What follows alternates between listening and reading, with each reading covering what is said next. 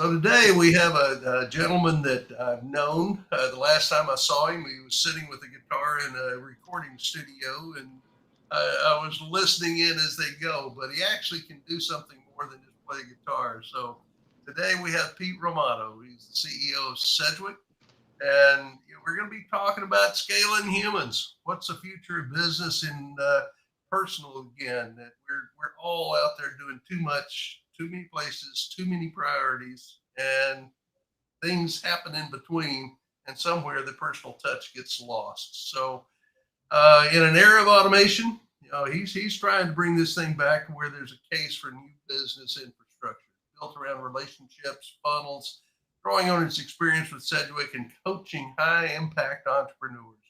So, with that, Pete, I'm kind of leading into and stealing your thunder. So, why don't you come in and share what your background is, why we want to talk to you, and why somebody's interested to listen to you for the next few minutes. Hey there, Paul, and hey there, Trish. Thank you so much for having me on. It's a real honor to just be welcomed onto the show like this in front of a great audience. Paul, you and I have had a handful of conversations on technology, on customer relationship management, and I I like to start my story way back when I was first becoming entrepreneurial. I didn't have a guidebook. I had one good mentor who was just maybe a few years ahead of me in reading certain books like the 5 Hour Work Week and the E Myth. And when he dropped the E Myth on me as something that I needed to read as I was beginning my entrepreneurial journey, it changed my entire view on just what a business is and what I thought it needed to be. And I think in retrospect, it kind of gave me an overconfidence in some regards to say that if I could just build the right set of systems for my business, then everything will work itself out from there. And looking at that in the reverse, if if you're not succeeding to the degree that you think that you ought to be, then it's also just looking back at those systems and did I optimize them to the best kind of outcomes that I'm looking for. So I took that idea, we ran with it, and we started to just tinker around with the CRMs of the day and the tech that was available to us, and just realized we needed to really just control this environment and not be limited by what was available out in the world. So we just coded our own platform. We took it to market, and that's what we now call SegWit.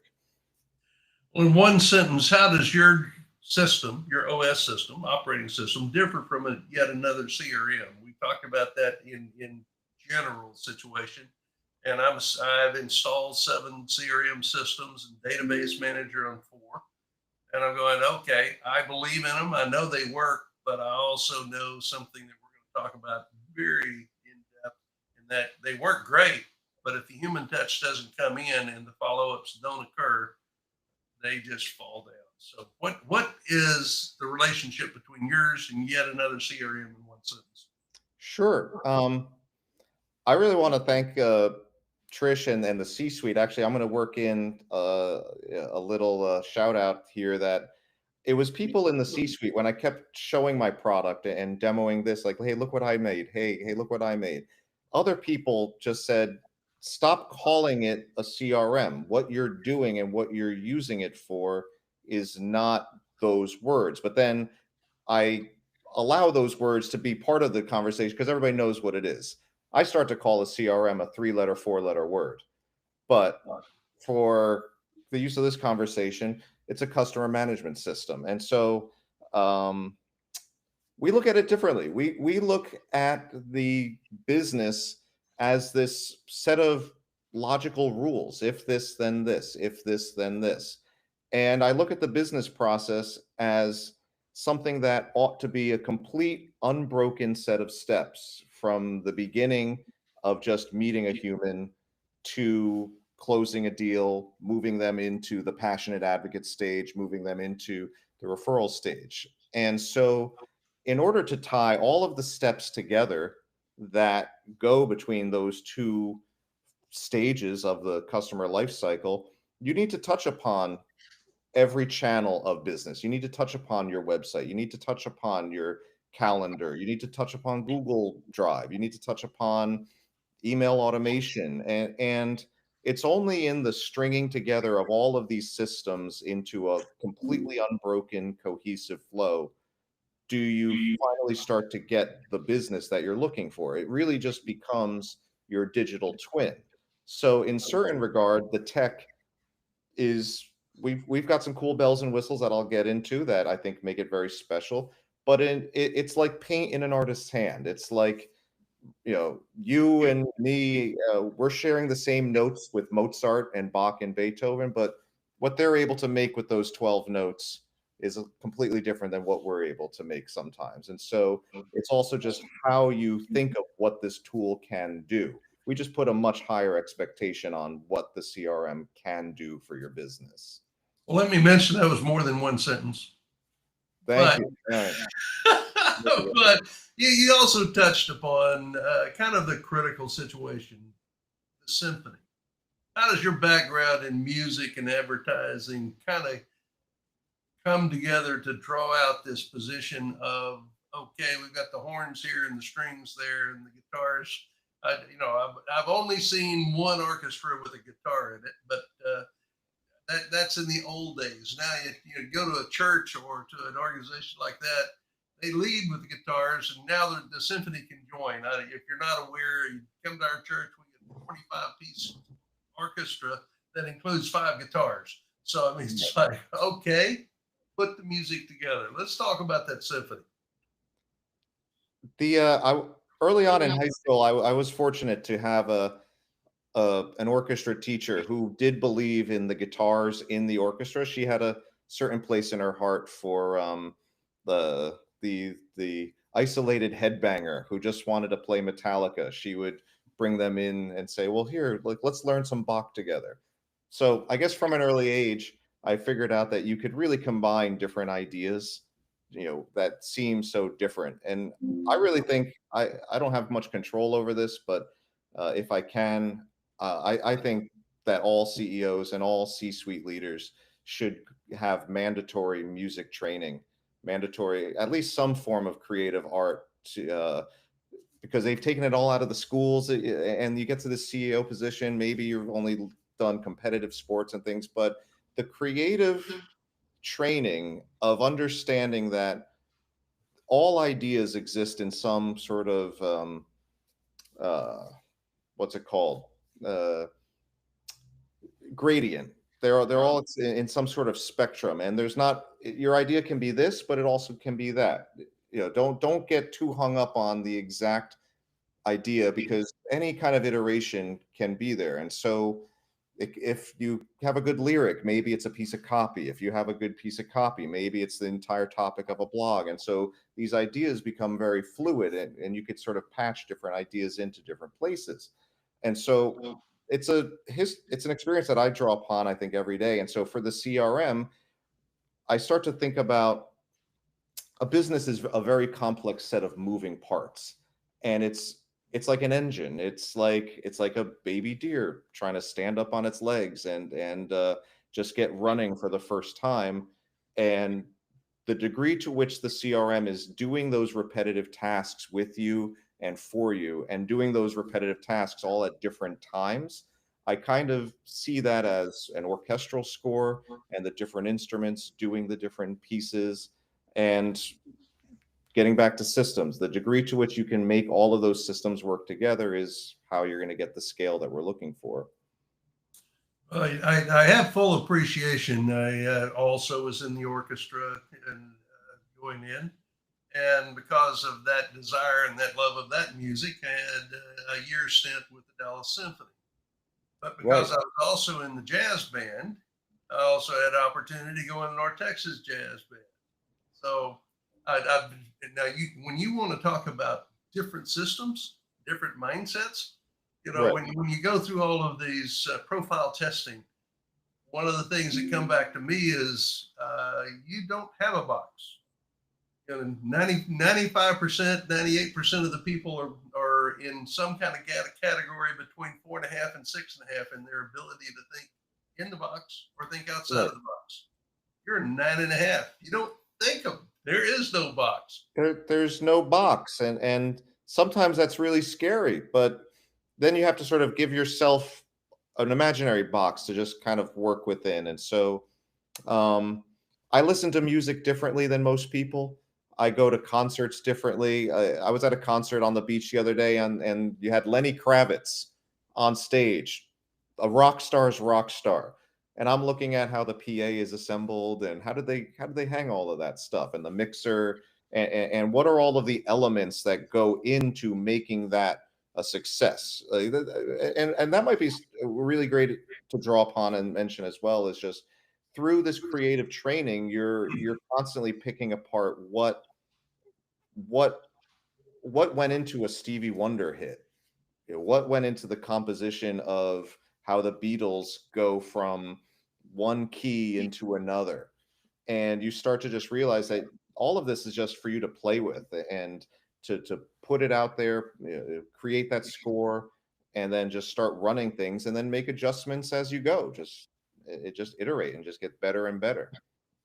Well, along that line, a lot of companies, the owner or even the top management are so focused on driving business or what's going right, what's going wrong, et cetera, that many times they don't stop to see and evaluate what they need to do to get there. Their focus is 30,000 feet, or in most cases, their focus is at 5 feet. So where do most businesses go wrong with automation? Where do you see somebody that has all the great plans in the world? Somebody sold them a tool, and then they can't figure out why it doesn't work. Where does it go wrong?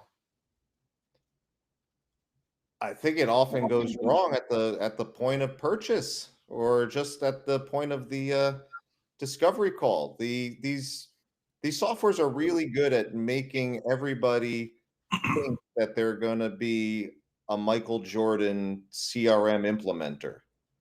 Like it's a skill set completely independent of any other form of business uh, skill. This idea that you can just open up a CRM account and it's just going to get to work for you is sort of put into all of the consumers' minds, and then they get the tool home, and then they're just sitting at it, staring at it, and it's not doing anything, and then they end up poking for a few weeks, and poking at it, and then it just never really delivers on the promises that they went into it. And so it really is the kind of thing that it takes a consultant to help bring out of people sometimes what it is that they're trying to do with it. You really have to have an idea of what do you want this tool to do? What problems am I bringing it in to solve today? And you almost have to have this punch list. And so even to arrive at that clear-headed list also takes some kind of experience in this. And so to really have a tool humming, it takes time just to get into the right mindset, ask the right questions, and go into it knowing what it is you're trying to get out of it. What are some of the automations that you put together or your team has put together in your operating system that you call the CRM that gives it the most reliable creation of human? How do you get to be a human and run it through a machine? Great question. So for the latest iteration of what we're working on, it was about a year ago, and I was staring at one of the tables in SegWit, like let's say the customer table, and I brought my developer in and I said, "Do you see this?" I said, "This looks just like an Excel spreadsheet." And then I looked at a couple of other competitors, and they all have the customer table and the orders table and the invoices, and they all have that. And it all is just a glorified look at what's already in the database. Like you could just look at the database if you want to look at your list of customers. but it wasn't doing anything for anybody. It wasn't proactively thinking. And I spent a lot of time in the small business community, the solopreneur community, and everybody's really busy just being busy.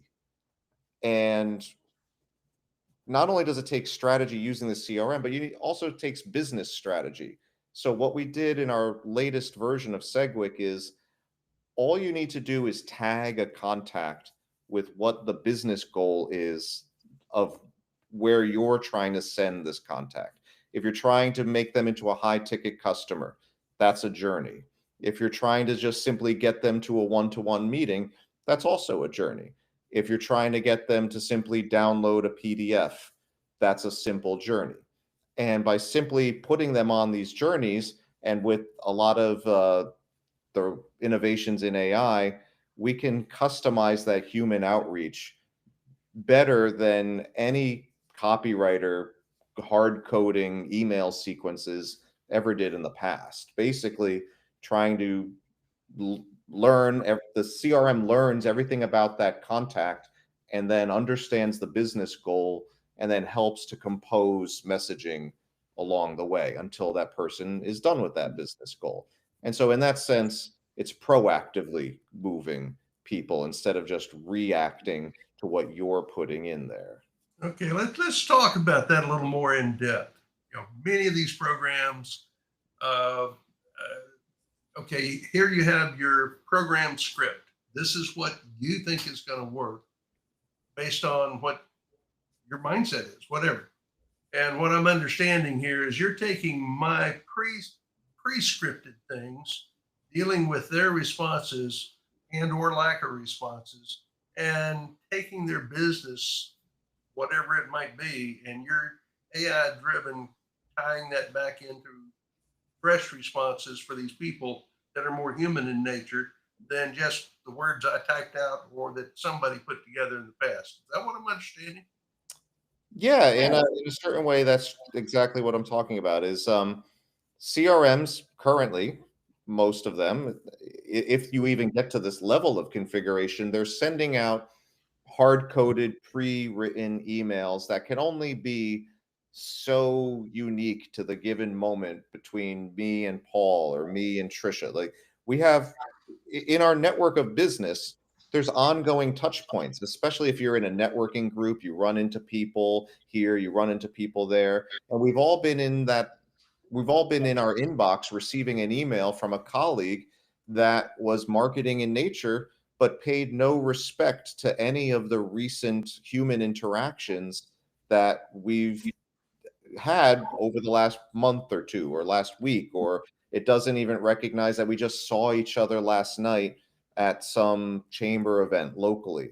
And so what I'm describing is that when the CRM is properly integrated into the channels, your email, your text, your phone, and you're simply just out there taking notes on the people and who did I talk to and just leaving simple notes combined with AI, the outreach now just seems a lot more human. It's going to check in with you before it sends a marketing email. It's going to bring up a pre-written copy that recognizes the interaction from 2 nights prior and maybe some other interaction that might be coming in the future. And now all of a sudden, your pre-canned email messages are brought to life with all of the recent interaction that you're having with that human. I see that because obviously my company, through many of the efforts of Isabella, we have some pre-canned type things that we want to deal with, but we don't have.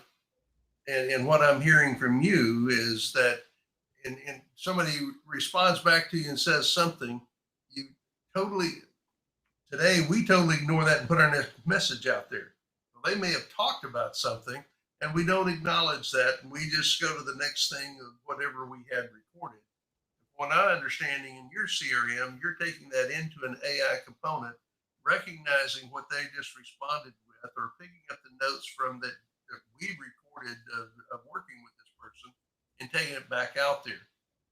Is that what I'm understanding? Is that how you're growing this? to get that human touch at scale. Yeah, what we believe is that the technology should be powerful enough to simply tag the contacts that you're meeting with what the business goal is and a few little pieces about their business, what industry they're in, what challenges they might be having, and just teach the AI, teach the system, teach our platform a little bit about the contact and give it a little direction. Go in this direction with that contact. And it's going to go into a cycle of trying to help us get that contact there. Okay, because this question is going to come up constantly. I've already got a CRM. You've got a CRM, or pardon, you have an operating system that you call a CRM. Can these be interfaced to what you're doing in your system to API push pull back into my system to where I capture everything that the system is doing? Is that possible? Yeah, there's no getting around that. We have to play in the whole ecosystem of tech these days, and there's lots of software out there that people are invested in, and so we are working on rolling out some single click integrations with other common platforms. Right now, integrations are more of a custom build for us, but that's the future, is tying into the existing common platforms and really just maximizing the data that's already sitting in there. The data is already in these systems. It's just that it's too hard to get value back out. Absolutely. And part of the reason I'm bringing that up is we're sitting here with Tricia Benn, one of the strongest leaders and promoters of networking and putting together. And if you're a C-Suite Network member, you have automatically a Go High Level CRM. So it comes with it. Now that's great. You've got it. We get it. They provide it. We want to have it. We don't want to give it up. So if you've got your APIs built to go into Tricia Benn's corporate CRM of Go High Level, then you've now tied, and we have not lost anything going forward. If I'm understanding that correct, and I'm making a big point of that because there's a lot of them out there. I've installed and been a database administrator for Salesforce. Let me tell you, I do not recommend that for any company. It is a Ferrari in a box. It is a great product as long as you have a great company to implement it and put it together. So I call it the gift that keeps on giving. One of the most expensive products you can go, and done right, it works well. But you've got to have a budget that you had no idea that you needed. I think Tricia can speak up to that. They had Salesforce, and if I remember correctly, between the Salesforce and some of their other technology things that put together, they've saved a little over $150,000 per year to go with Go High Level. Now, when they tag into your system, that makes Go High Level a human system because of the interaction and push pull by your system. I have a lot more interest in what your system does because Go High Level does not have that intelligence, AI intelligence background, but they have a good product. But now if I'm running through yours, I can use it more as a contact manager and get the benefit of your system. Now that's what I'm perceiving, and I'm putting words in your mouth. I want to hear them out of your mouth. Now you're doing that and making sure that Tricia Go High Level is the strongest thing out there through your system to make it work. Trish, was that? I think that might have been to you, or do you want you? No, I'm talking to you, Pete. And then I want to hear Tricia's response to what you're doing to get that done. Sure. So, like I said, we there's a lot of software out there, and people use a variety of different things. You're mentioning Go High Level. Lots of people are on Zoho. Lots of people are on HubSpot. There's these companies have a 20-year head start on us, but we plan on building the integrations necessary to just bring that value. It's migrating CRMs these days is nobody has the time for that. But if we can be a good partner, a good add-on to somebody's data, then we want to be that partner. Well, as a business owner, and then I'm going to come back to Tricia because I would love for Tricia's thoughts on this. I want to own what I have. And if I want to go in and Sedgwick's my partner in this, if for whatever reason in the future I need that data and Sedgwick is not available to me, I want to know that I'm always going to have it. But if Sedgwick is that important to me because they do it that well, I'm going to have Sedgwick and my product all the time. So that's my thinking, and that's how it makes it more universal for me. And Tricia, I'll turn after that comment. I'll turn it to you and get your thoughts on this. Oh, Or what we. Oh, there you go. Now you're back in there. Go ahead. okay. I was going to say, you weren't misspeaking in terms of what we were paying for all kinds of pieces that were built around Salesforce to make our whole system kind of jigsaw puzzle together over the course of many years. I'd say 8 years. And that was a massive expense, very challenging. I'd reinforce everything you said. I've been part of enterprise-sized organizations where we had Salesforce. The amount of integration, special programming, training is unestimable when you're a small to mid-sized business. It's just it just doesn't make any sense. This, what Pete's done in terms of the intuitiveness of that contact management and gamifying it essentially. And Pete, I made notes, when you said about creative art, I think that is such a wonderful segwick, I don't know, into, maybe we need to coin a new term, a segwick into what you've done, because when we can gamify what we need to do and have it work for us, I think that's just absolutely tremendous. So I'm very excited about the APIs because gamifying how we create that connection and continually reinforce it. I'm doing things very manually at times. I think we've all been in that scenario where it's like, oh my goodness, this person had a catastrophe happen and they've asked for prayers. And I have it, this ugly note or a post-it, depending on where I'm located, saying, don't forget to call or send a quick note to say, I'm still thinking about you. I'm praying and I'm hoping everything's okay. Anyway, I'm ecstatic about what this can look like and what it means with all the other pieces and all the other workflows and so on. And Pete, of course, it's wonderful to see, where it was in the inception through to where it is now. See, I've just given you an entire project, Pete. Yeah. That if you're not haven't been on it full time before, it's time to be full time so that we can pull all of this piece together and go from there. So why don't you talk about? Okay, we've done this, we've got it in place. What is the follow up to friendships and things that are changing in the process to make us a better business owner? Like Tricia was just saying, a more compassionate business owner and more personal as a person and not just a business owner. Share what you're doing to get that done. yeah, sure. Like I was sharing before, um, the idea that we're constantly using these cold marketing follow-ups, these drip campaigns. They're cold, they're lifeless, and people can spot them a mile away. One thing that we've done in our interface is when you're looking at a typical CRM contact details, it's first name, last name, email, primary phone, address, company name, industry, a bunch of just cold, matter of fact details. But when you start to scroll in our interface, you see a notes box, which is the most common and easy free form text. But directly under that, you're not seeing all of those other businessy types of fields. You're seeing a field called important connections.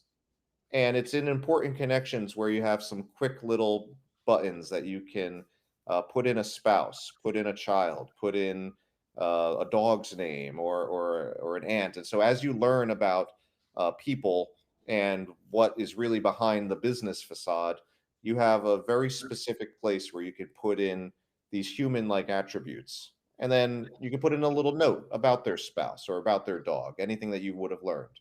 But then directly below that, again, is not a businessy type of field. It's not tasks. It's not follow-up pattern or even their business card. It's another field called important dates. and important dates is where you store, if you're a real estate agent, the date that they moved into a home, or the date, or somebody's birthday, or somebody's anniversary. And the whole idea is that let's emphasize those at the top of what makes a modern business relationship tick. It's not the amount of opens, it's not the amount of clicks that a person has, it's the degree to which you've populated these kinds of fields with the people in your network. That's really the telltale sign of how deep you've gone with a relationship. And so what our system does is when you load in contacts, it brings to the surface the people that are missing pieces of data, and it's prompting you to reach out and schedule meetings to follow up to get that kind of information. Because if in the absence of that, it means that your relationship is thin with that person. So it's trying to make those relationships deeper. And I think in those simple but major ways, it's a complete rethinking of what your business digital sidekick should be doing for you. Well, one of the things that go along with that, in following up on Tricia's sticky notes and follow up reminders that are inconsistent, most business owners never follow up consistently. They always have things slipping through the cracks. And I'll use the example. This is what I'm going to be guilty of. This is, I don't know if this will come up in here. These are the business cards from Right. last week's C-suite network meeting. Okay. I had 2 days of meetings right after that. I have not contacted one of these people yet. So a couple of things I want to do. I want to scan them in if I can, right into my software, have that pull up to where I'm spending my time responding to them, or in your case, going over to the important dates or places. I met you at the C-suite network meeting. A reminder that automatically goes in, and now I can come out and say, okay, what do you need? What can I help you with? Where can we continue this conversation to go forward with that? So let's talk about how we take that thing to where we're currently drowning in tools. Nothing talks to each other. Nothing works with each other. And how you, with the CRM and my own CRM system, which just happens to be go high level because of Tricia, take this into how you can see you today and in the future. Take that load off of me as a business owner. Sure. We love simplifying business owners' lives. It's our way of giving back. In fact, one of our missions is simply to lower entrepreneur unhappiness, because we're all grinding away so hard, putting in so many hours. It's really, if we could measure proactively the amount of time saved, that would be a great measure for us. But to your question, I always think of the business process as, if you start at the beginning of the process with each person. Say, when you're in business for any period of time, you have potentially dozens of individuals all at different stages of their own journeys within your business. But like, here's the current time right here, but people are in different stages. And so we're juggling all these people. Some people are in the project management mode. Some people are new leads at your follow-up. Some people you have a custom proposal to make. Some people you just met at a networking event. You have these business cards. And what do we do with them? They're sitting in a box. And so if you try to rewind and just picture that every one of those people started somewhere, let's call that something. Let's call that a customer journey entry point. That was where they entered your business life. And there's a few customer journey entry points. There's an inbound phone call, there's an inbound email, there's a referral in a text, there's meeting somebody at a networking event, there's cold outreach. And so if you could start the business process way back there and have that start clean, and before you get to any of the further steps, you have a clean profile on that person. You've got clean information. You have that first outreach being perfect. You're off to a great start if you could do that. So to your point, those business cards, those are the beginning of a customer journey. And so one specific way we can make things simpler is that in our system, you just scan it and it will keep outreach to that person until they respond with if your call to action is, I want to meet with you, or let's schedule an appointment, it will continue to outreach to that person until they respond and they say no, or book on your calendar, at which point the journey stops and then they're on to the next part of the journey. And so what I said way earlier was just this continuous baton handoff. That card becomes a digital card, becomes on a journey, becomes to that first discovery session, and then that's when you decide, well, where do they go to next? And so an unbroken sequence of steps through that sales moment and then wherever they're going after that. Well, part of the concern that I have and have had is that I've got a brand voice. I try to work on that brand voice. AI, ChatGPT, you can go out there and you can identify all of the basic things of you and your company and whatever and say, okay, this is my brand voice. Whenever I'm responding to something or doing something, use my brand voice.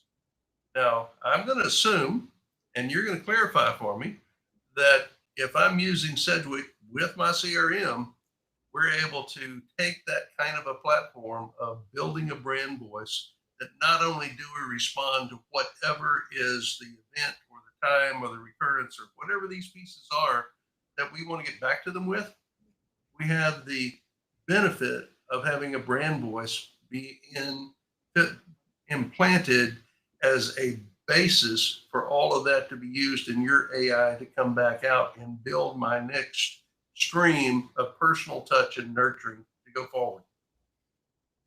Is that accurate? I love what you just said. So in the next iteration of the app that we have in the App Store, there's an onboarding screen that says brand personality, and it asks about 8 to 10 questions on a range of, fun versus serious, or antique versus modern, or extroverted versus introverted. And so it asks you a few sort of objective questions. What is your industry? What is your company size? But then it starts to get into those more subjective types of questions, and brand personality, uploading a logo, and brand colors and things like that. But then from there, it's able to start composing certain things more into this, what you declare is your brand personality. And so over time, it's not yet reading how you compose, but we'll get to a point where it'll start to mimic your style of writing and things of that nature. The AI is not quite there yet, but we'll get there.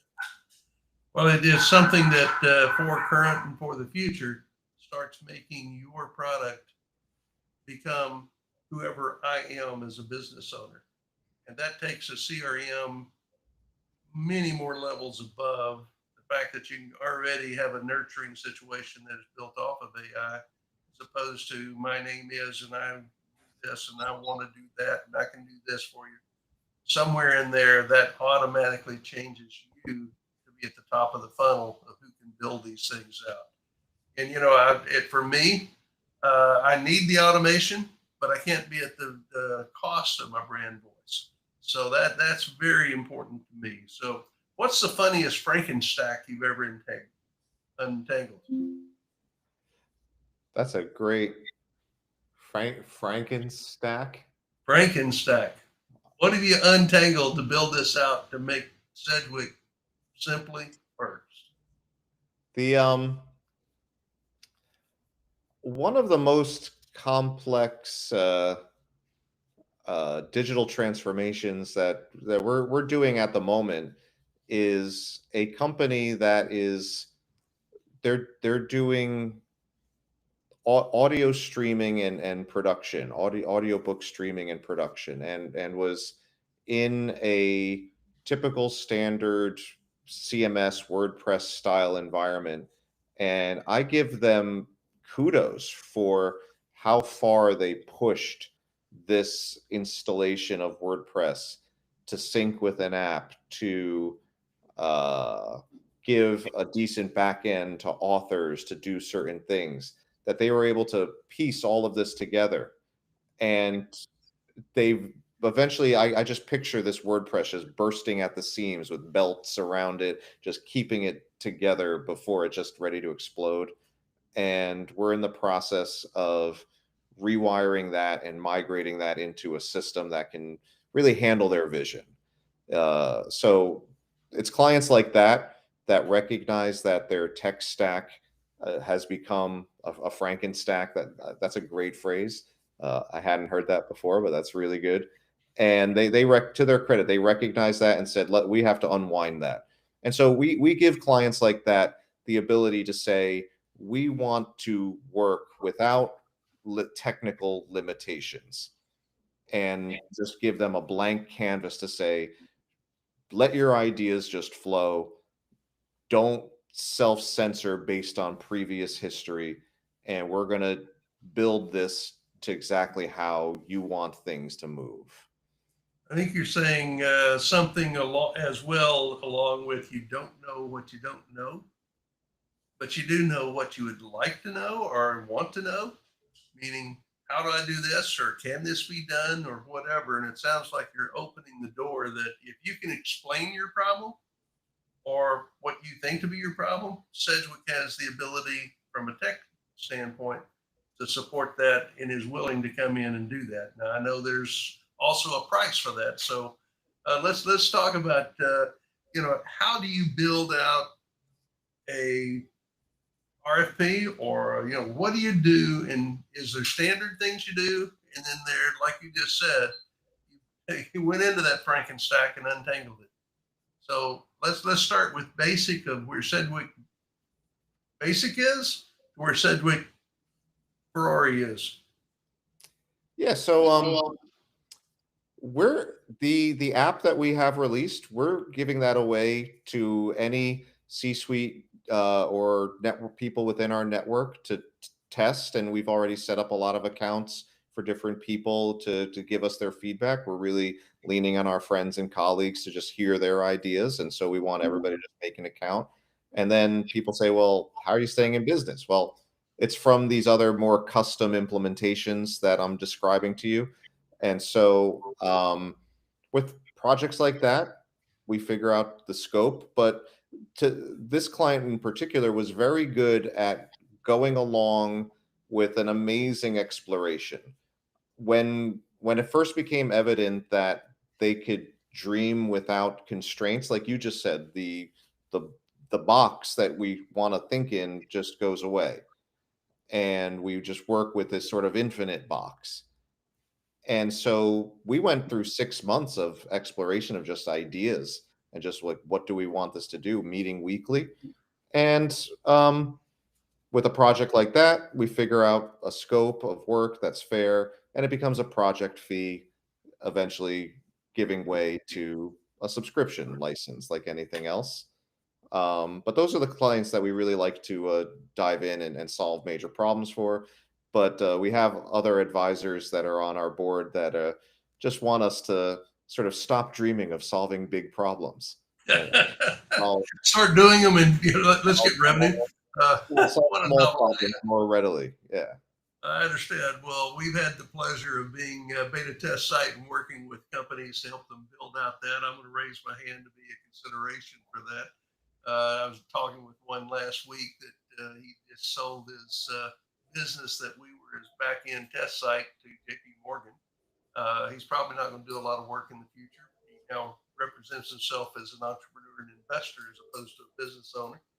We love doing that. We're actually working with another one that's part of C-Suite Network right now that's recently joined. I'm a tech geek. I love it. So I raised my hand to be someone to get Cool. involved there. We'll have Katrina reach out. All right. But and I know she will. She's very good. Well, let me ask you, if follow-ups become friendships overnight, what changed the process? You broke up for a moment, Paul. Just As give it. if follow-ups become friendships overnight, what changed in the process that you contributed to?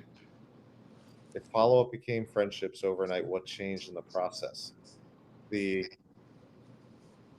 what changed was I guess the freedom to be human again, getting out of these robotic constraints that we've been operating in, and just getting back to a system that just feels like an extension of ourselves. Okay. What's your take on the AI revolution in small business that you're able to, we all know it's out there. 99% of us don't know what it is, but we know that everybody tells us it's going to help us. It's going to get there. Where are you taking it to get us there now? The so many other folks have deep dived the social and political impacts of AI. What I can say is that it's really unlocked a lot of potential for those that know how to use it. And if it's limiting, I think about it less as a job killer and really as an opportunity maker, because even our company, our startup, uh, to generate the amount of copy, to generate the amount of ideas, to just get this product to where it is, would have required staff in and above what we could afford at the time. And whether it was wireframing or storyboarding or just generating ideas or just being a sounding board for concepts, uh, it really probably saved 5 years of growth and ideas, if I had to put a number on it.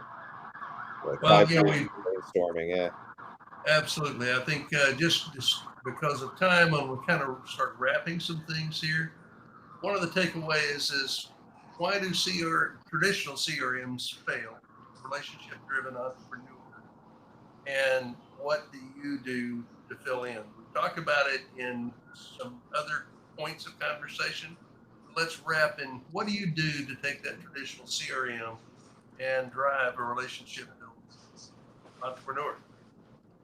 Yeah, well, I would just say in summary, if you're tired of just staring at your data, just where it's demanding that you just tend to it, and if you want your business information to become more proactive and put people on steps that are going to move them towards the business goals that you really want them to, but you just don't have a good system to do it, then that's the kinds of conversations that we want to have. And it involves all aspects of somebody's tech stack, from their calendar booker to their website to their phones to their CRM. When it's all just together, working together cohesively as one system, businesses are going to grow. They are, and I agree with that. And as Tricia recently has discussed in the Gold Big presentation that we had in Dallas last week, the Go High level has taken many of those aspects and built them in, eliminating other programs in the tech stack.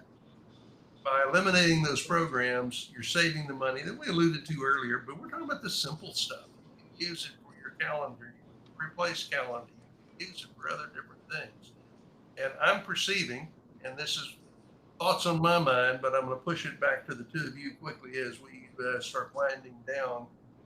Putting the product you do and bolting it through an API process, to application protocol interface, for those that don't know that, but it also has it talk to each other in real time. I'm perceiving that you could expand the person that we are into the product that we're using, and that being a contact manager that has all of this automation capability, but it is a robot. You're bringing that up to the human level.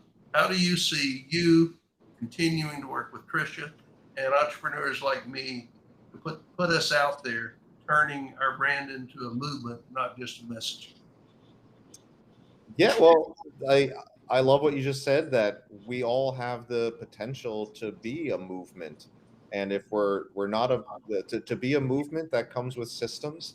And if we're not a movement yet, that just means we haven't tweaked our systems to becoming that movement that we want to be. Like somewhere out there in our minds for our business is the exact blueprint of what it means for C-suite advisors, C-suite networks to be that movement that we want to be. It's just like carving the sculpture out of the stone. It exists in there, but we have to carve it out. And so we want to just continue meeting with really intelligent, smart people that have business insights that maybe we're blind to, in order to just figure out processes and little moments that will help bind that business process together. Well, I'm going to close our part of it before we turn it back over to Tricia here. That if anyone in the audience that is out there that would like to talk to Sedgwick, I've had the benefit and pleasure of seeing some of the basic things from the top of the funnel to the bottom of the funnel stack and how this works. I want to know more. I'm going to know more. Pete, tell us how they get a hold of you. How do they follow up? And then Tricia, please take us to the final banner here. Yeah, for those seeing on LinkedIn, I'd love just a direct message on LinkedIn. Find me and just say you want to meet. Say Paul Whitley sent me. All right, sounds perfect. Tricia? Pete, Paul, again, tremendous conversation. I love the ideation and the creativity and the proactivity of everything we've talked about and what we can be doing with it. And I know Pete and I have a meeting already scheduled, so or it's in the process of being scheduled with Barbara. I don't know. Anyway, we're up next as well. So very much looking forward to that. Also, just really quickly, please join the C-Suite Support Council. I know we're having the link put in the chat. Rebecca, thank you in advance. And of course, the third Wednesday of the month is always Dallas. If you're traveling, if you're in Phoenix or New York, Phoenix is always the second Tuesday. New York is always the fourth Tuesday, except this month it is Wednesday in September. And then we'll go back to the fourth Tuesday of the month. Those are our mixers. We always have so much happening around them and would love to have you participate and engage with us. We have celebrates every Friday. Of course, Paul and Pete, we'd love to celebrate this incredible session. So please come on out on Friday. Join Pete and Paul and myself. We want to celebrate all the great things.